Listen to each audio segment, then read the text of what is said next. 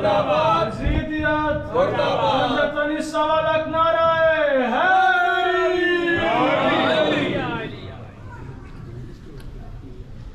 बराए खुशनूदिए मोहम्मद व आले मोहम्मद बुलंद तर सलावत अल्लाहुम्मा सल्ली अला मुहम्मद व आले मुहम्मद माशाअल्लाह ला हौला वला कुव्वता इल्ला बिल्लाह العلي العظيم حسبنا الله ونعم الوكيل نعم المولى ونعم النصير ربي اشرح لي صدري ويسر لي امري واحلل عقدة من لساني يفقهوا قولي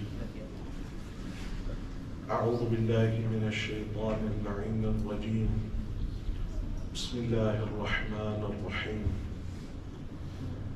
الحمد لله الذي جعل الحمد مفتاحا لذكره وسببا للمزيد من فضله ودليلا على آلائه وعظمته ثم الصلاة والسلام والتحية والإكرام على النبي الأمي المكي المدني الهاشمي الذي سمي في السماوات بأحمد وفي الأراضين بأبي القاسم محمد اللهم صل على محمد وآل محمد وعلى آله الطيبين الطاهرين المعصومين الهداة المهديين سيما أولهم أمير المؤمنين وآخرهم بقية الله في الأراضين روحي وأرواح العالمين لتراب مقدمه الفداء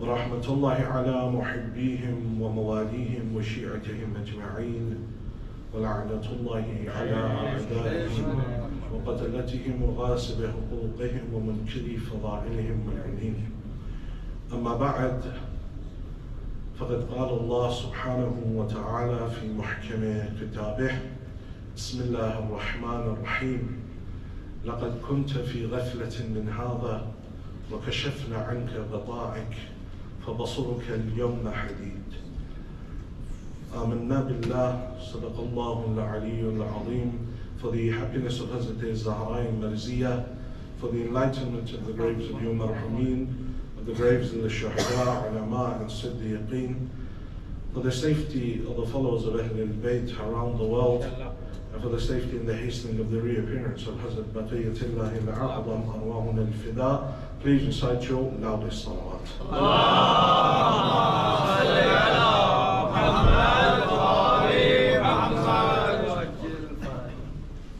The human being's life within this world is filled with uncertainty. There is nothing that he can say 100% that something will happen. The whole, from the moment that he is born until the moment that he closes his eyes, his whole life is filled with an element of uncertainty. But there is only one definitive thing that no human being can escape. One reality that no one can deny, no one can belie, no one can question. And that is that the life that we have will eventually end. The moment that a person leaves this world and enters into the realm of the barzakh,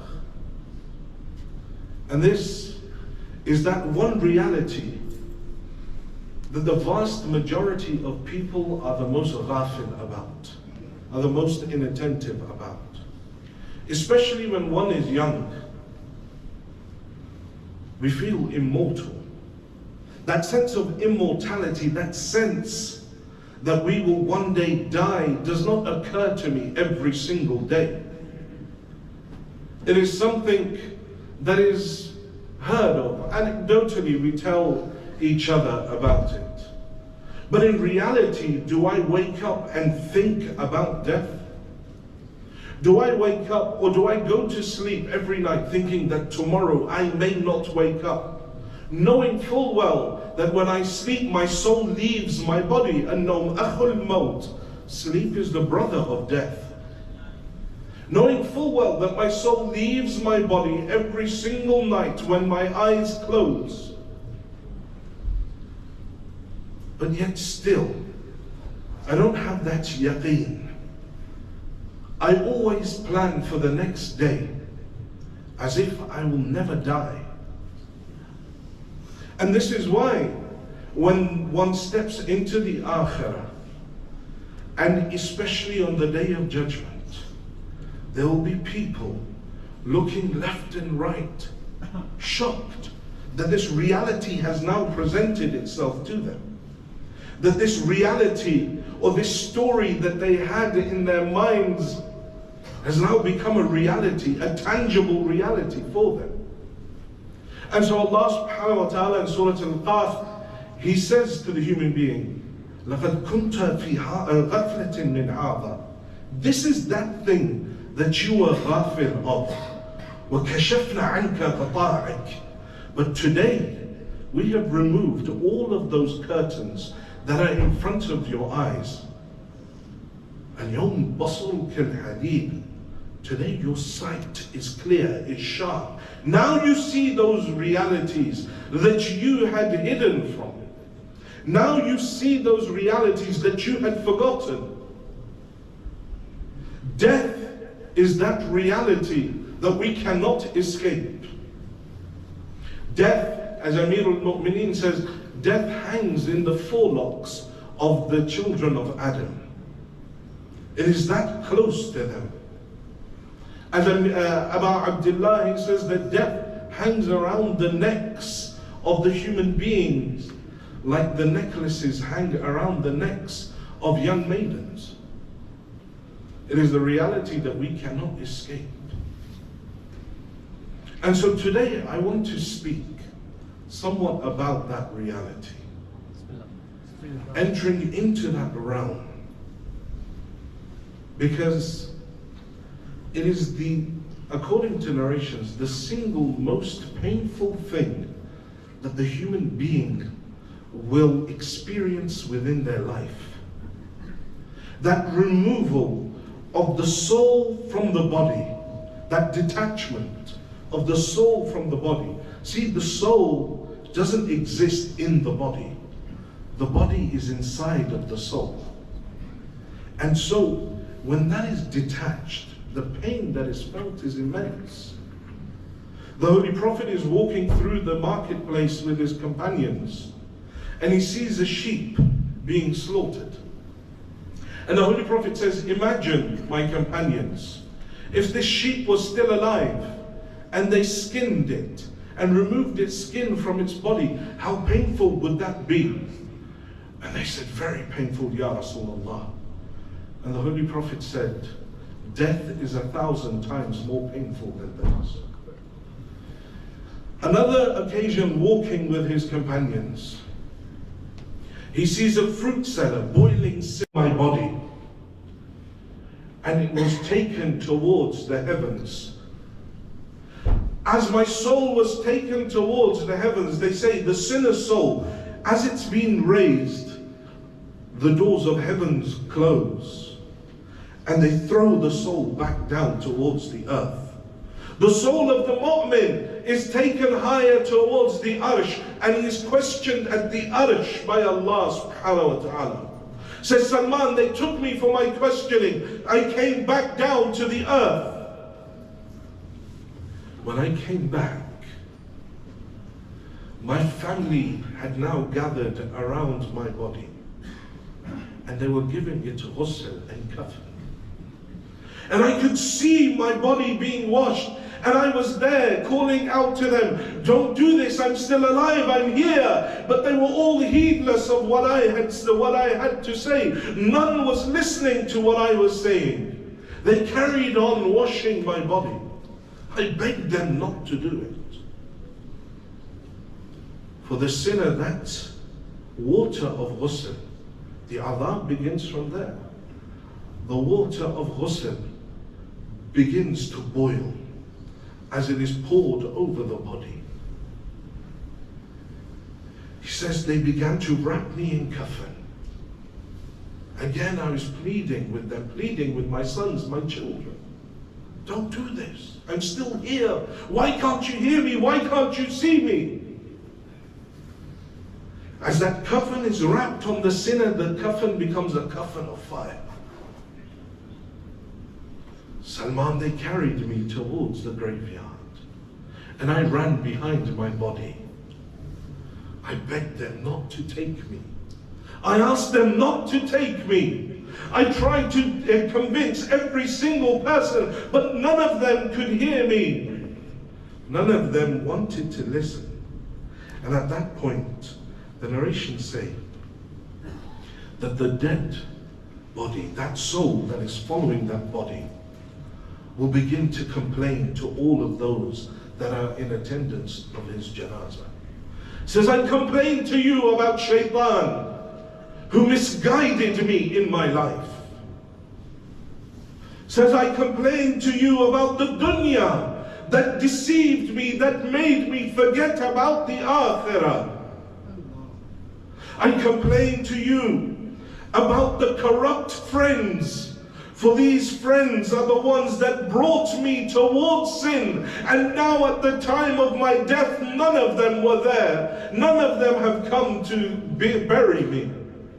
I complained to you about my children, for whom I didn't look at halal and haram. I ran day and night for them, but these children are not here with me. They've left me all alone. I complained to you about the wealth that I earned. That wealth that I worked for today, it burns me. It is not coming to my aid. Says, I complained to you about the house that I built. That house that I spent all my life building and making comfortable for myself. Today that house is being lived in by others. Says, will you not heed what I am saying to you? But now it's too late. None can hear him. Says Salman, they carried my body towards the grave. And I watched them as they dug my grave. I begged them not to put me in.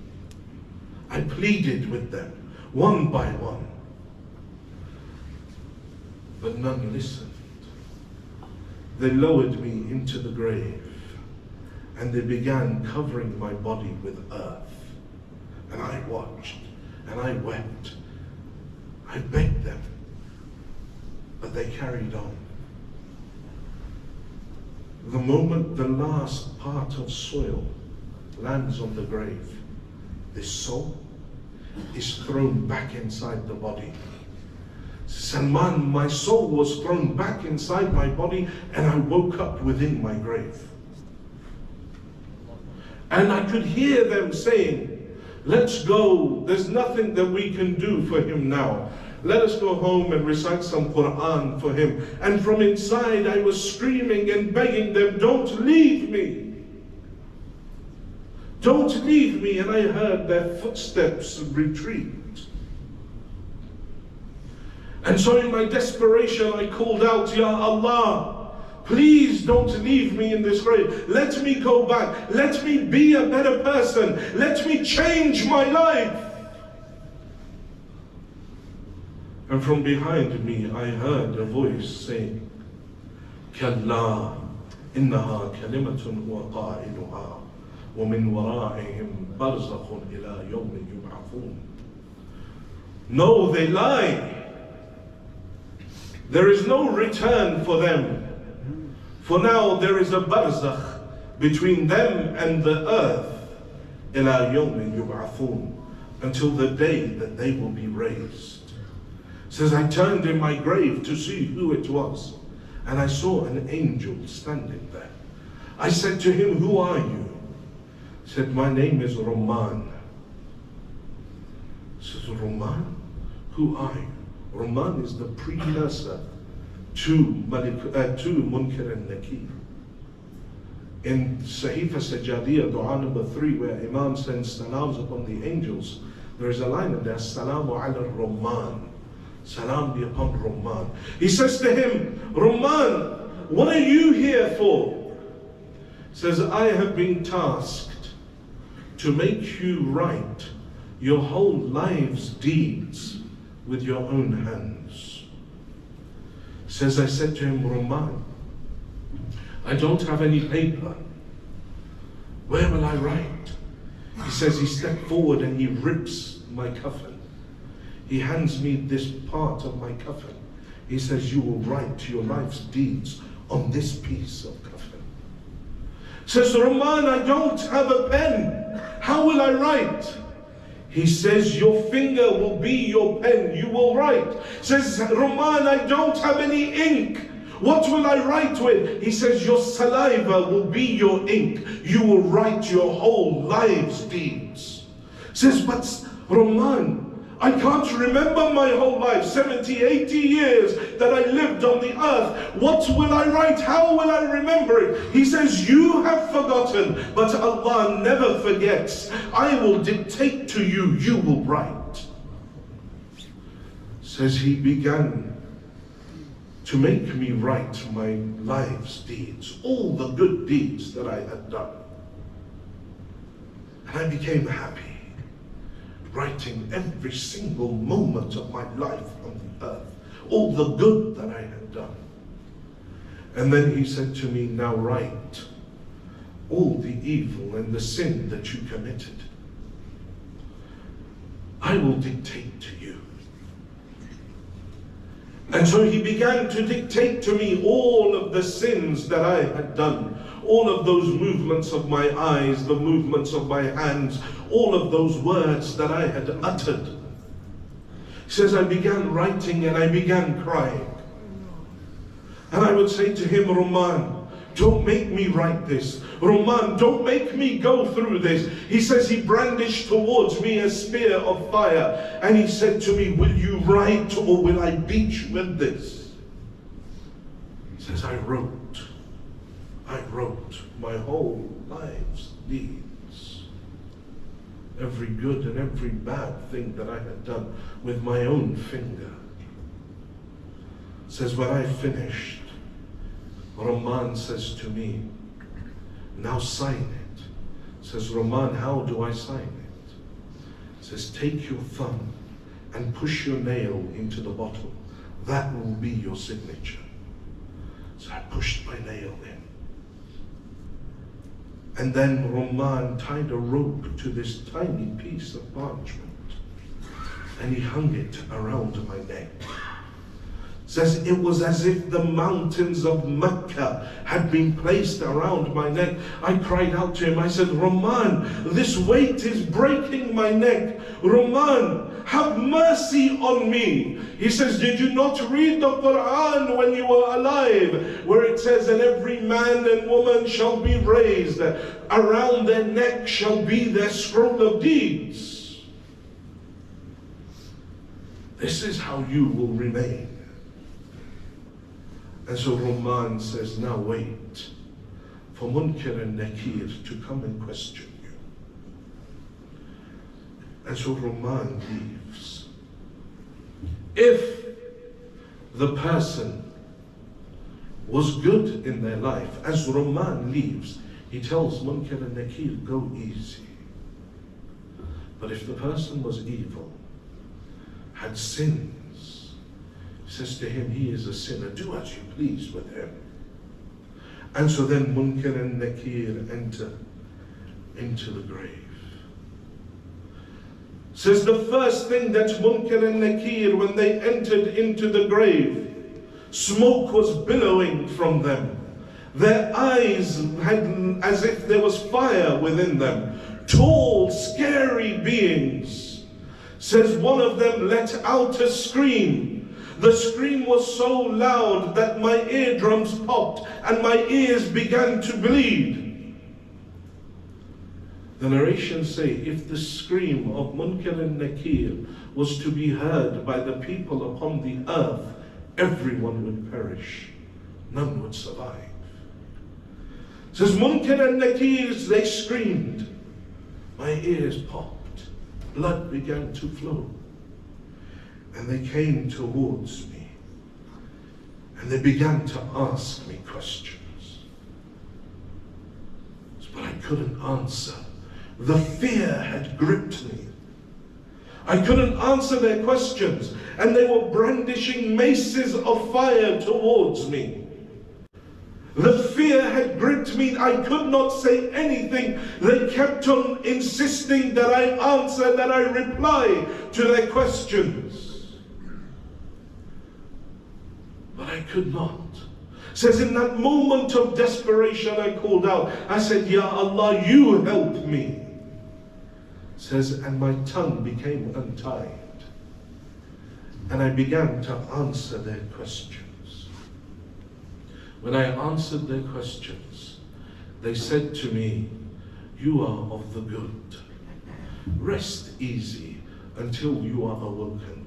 And they pushed open my grave, and towards it, it went towards into gardens, and I felt the cool air.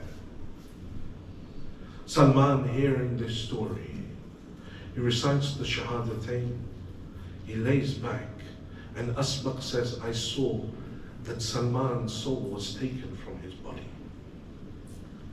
But what are those questions that Munkar and Nakir ask? It's the very same questions we tell a dead body when we're reciting Talqeen over it. That when those angels come and they ask you, they say to you, then reply this. And if they ask you this, then reply this. Because we're making that body, that person, ready for that next journey, the next leg of their journey. But that realm is not a realm of where one can talk themselves out of a situation. That is a realm where only the truth will come out of a person. Only the truth will be uttered. And so, according to the hadith of Imam al-Sadiq, salawatullah wa salamu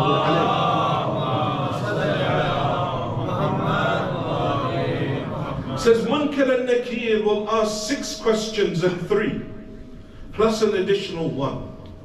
And so the questioner says 10 questions in total. Says no, 6 and 3 and 1. Says the first 6, if they answer correctly, then they're asked 3 more.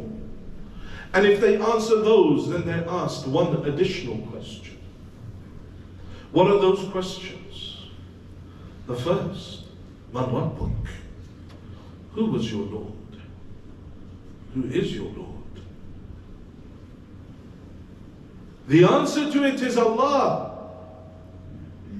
But how many will be able to answer that? Truly answer that. Because the one that I believe to be Rabb is the one that I must have had total tawakkul upon. The one that I trusted 100%. Never once did I think about going to anyone else but Him. Never did I ever think about extending my hand out towards another human. But first I went to Him.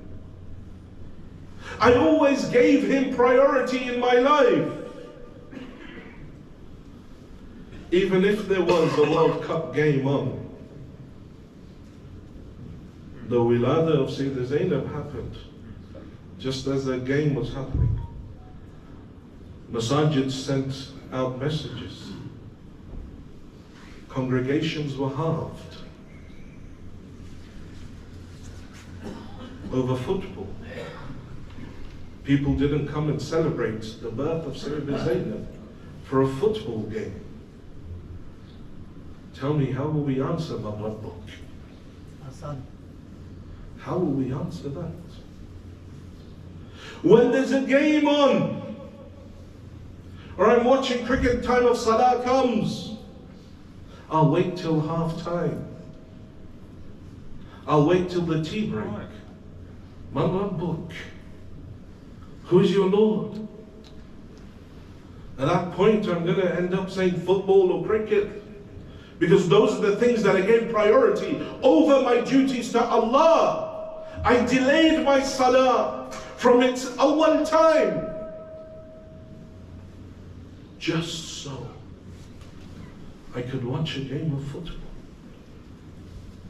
I said that realm, one can't talk their way out of any question. The second question, who is your prophet? Whose seerah did you follow? Whose sunnah did you follow? Who did you love truly? Was it the seerah and the sunnah of the Holy Prophet? Or was it the seerah and the sunnah of some random celebrity or some footballer that got a haircut in a particular way? And so now you also want that haircut.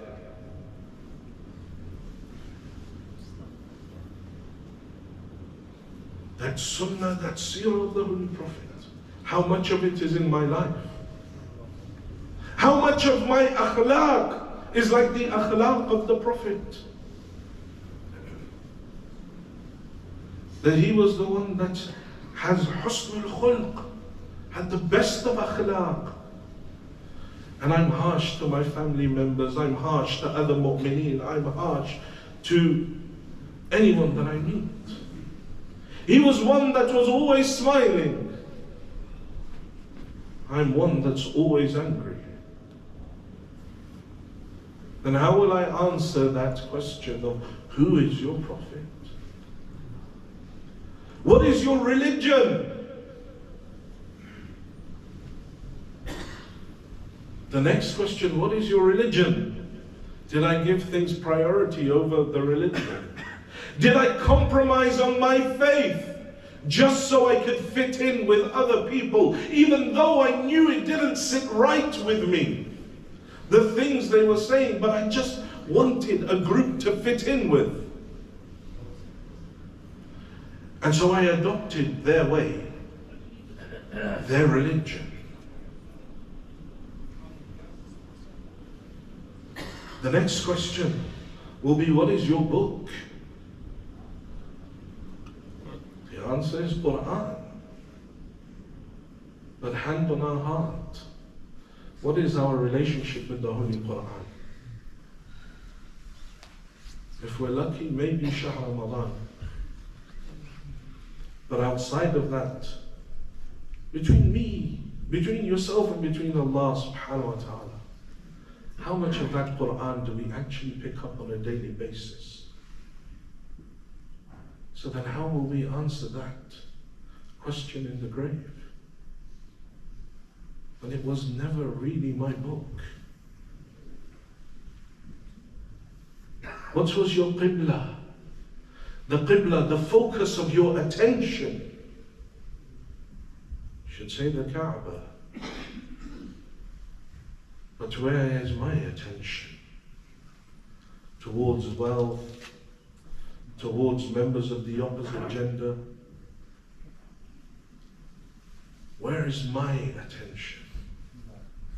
Will I be able to answer that question? And who are your imams? How much of the seerah of the imams do I have in my life? How will I answer? Those 6 questions, if answered successfully, another 3 questions will be asked. We gave you youth. What did you use it for? Your young, youthful lives, those years of strength that you had within your body. What did you use that youth for? Did you use it to get closer to Allah, or did you spend it using your phone 24 hours a day, every single moment, every single waking moment, your phone in front of you, one silly TikTok video after another, one WhatsApp forward after another, one unfounded hadith forwarded on just to make myself look like I'm religious? What did I spend my youth doing? مناجاة شعبانية أمير المؤمنين says إلهي وقد أفنيت عمري في شرة الصحراء وأبليت شبابي في سقرة التباعد منك. Says my Lord وقد أفنيت عمري في شرة الصحراء. My Lord, I've wasted my life in committing the crime of forgetting you. وأبليت شبابي في سقرة التباعد منك, and I have annihilated my youth, intoxicated myself in staying away from you. Tell me, what is my relationship with Allah as a young person? Or is it that Allah is only in the masjid? And when I'm with my friends, it's something totally different. It says, we gave you wealth in this world. The second question, where did you spend your wealth? Did you spend your wealth in trying to help other believers? Those mu'mineen that were downtrodden, those mu'mineen that helped, that needed your help? Or did you spend it spending hundreds of pounds on silly shoes and trainers and tracksuits and all sorts of other silly things just because it had a name on it? We will be answerable for every single penny that we spent. We gave you ni'mah. Where did you use this ni'mah? We gave you blessings in your life. The blessings of a home. We gave you the blessings of family. We gave you the blessings of safety. We gave you the blessings of children. We gave you all of these blessings. What did you do with them?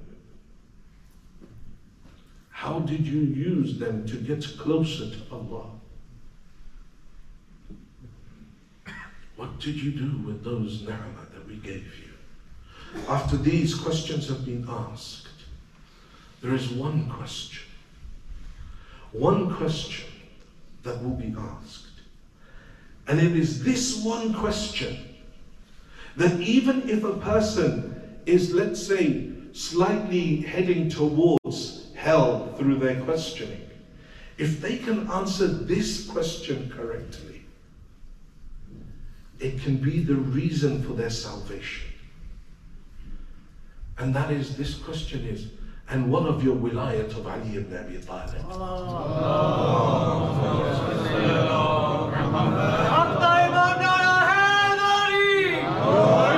Says, what about your wilayat of Ali? If one can answer this question correctly, then this can be the reason for their salvation. That yes, I fell short, but I tried to be the best Shia of Ali that I could. And if I genuinely in my heart am trying, then this will be my salvation. But I have to try. Not just live a life of sin and just say, yeah, just because I come for matam, I just come for majlis, I come for the azar, that will be enough. No, I have to also try. Nothing comes free in this world. The wilayat of Ahlul Bayt doesn't come free. The hubb of Ali Muhammad can go to the Christians, and it can go, you see, Jubdad, As-Sultan Adalat al-Insaniya, he wrote a book on the adalat of Amir al-Mu'mineen, absolutely in love with Amir al-Mu'mineen. But is that his bias in Nijat? Is that the reason for his salvation? No. Just loving Ali is not enough. You must walk in the path of Amir al-Mu'mineen. You must walk in that path. And if you do, Harith al-Hamadani comes to Amir al-Mu'mineen constantly, 3, 4, 5 times a day. One day he says to him, Ya Ali, do you know why I come to you so often? Amir al-Mu'mineen says, tell me. He says, Ya Ali, your love keeps on drawing me. I love you so much that I can't stay away from you for a long period. I keep coming back to you. Amir al-Mu'mineen says, Harith, if what you are saying is true, then I will come to you at 3 occasions. عند الموت, at the time of your death, when your soul is being removed from this point, I will be there to tell Malik al-Maut, no, this is one of my Shi'as, go easy with him. And Malik al-Maut will say, then brother, you are with me, smell this flower. And as the mu'min smells the flower, his soul leaves his body with ease. Says at the time of your death. The second, عند الميزان, when the scale of deeds are there on Yawm al-Qiyamah, I will come at that point to aid you. وعند الصراط, and then upon the sirat, that sirat that is 7,000 years long and thinner than a single hair, sharper than a sword, has 7 stages of questioning on the sirat itself. We don't have time to go into it. But he says at that point, I will help you. And other narrations, an additional says, وَعِنْدَ الْحَوْزِ, at Hawz al-Kawthar, I, Ali, will be there to help you.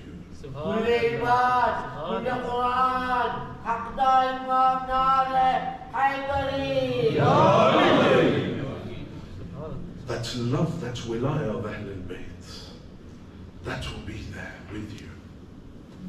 But if there is one thing that shines out from all of the wasila of Ahl al-Bayt, if there is one who we can say is the one that will take a person towards najat quicker, if there is one action that can remove all your sins, if there is one action that can save you, amongst all of the narrations, you look through them, one stands out beyond all of them. And that is those tears that are shed for Abu Abdullah. The tears that fall for Abi Abdullah,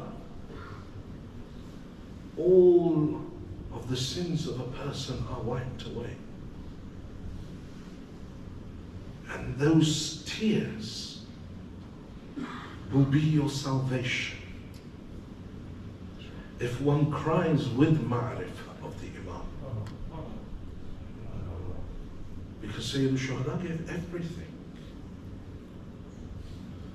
The Za'ir of Imam al-Hussein, the one that does ziyarah from close, the one that does ziyarah from afar. There are many narrations, and in Muharram I recited many of those anecdotes. That how it is the shifa'a of Imam al-Hussein will come.